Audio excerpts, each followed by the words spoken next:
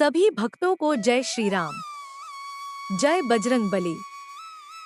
क्या आपने कभी सोचा है कि आज के कलयुग में जब सब कुछ पैसे, चालाकी और स्वार्थ से चलता है, क्या भगवान अब भी हमारे साथ हैं? क्या हनुमान जी अब भी हमारी रक्षा करते हैं? क्या राम नाम में आज भी वही शक्ति है जो त्रेता युग में थी?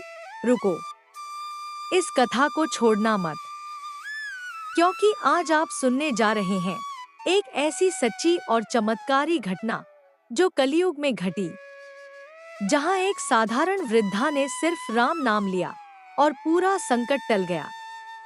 ना उसके पास धन था, ना शक्ति, सिर्फ विश्वास था राम और हनुमान पर। और हनुमान जी ने स्वयं प्रकट होकर उसकी रक्षा की। इस वीडियो को आखिरी तक देखिए, क्योंकि ये केवल कथा नहीं है, ये आपको भी बदल सकती है।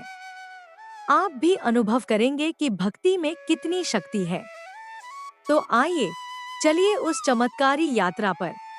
कहते हैं, त्रेता युग में भगवान श्री राम ने रावण का संहार किया था और उस समय उनके सबसे प्रिय भक्त महाबली हनुमान जी हर संकट में साथ थे। लेकिन क्या आप जानते हैं, यह केवल त्रेता युग की बात नहीं है। आज के कलयुग में भी हनुमान जी अपने भक्तों की रक्षा करते हैं। भक्ति यदि सच्ची हो तो भगवान केवल मूर्तियों में नहीं, हमारे जीवन में प्रकट हो जाते हैं। तो आइए सुनते हैं एक सच्ची और प्रेरणादायक कथा। भक्ति का प्रताप, हनुमान जी की लीला। कलयुग में एक छोटे से गांव में एक वृद्धा रहती थी, सावित्री। उसका कोई परिवार नहीं था, पर उसकी सबसे बड़ी पूंजी थी भक्ति। हर सुबह वो तुलसी के नीचे बैठती और पूरे मन से रामायण का पाठ करती, हनुमान चालीसा गुनगुनाती।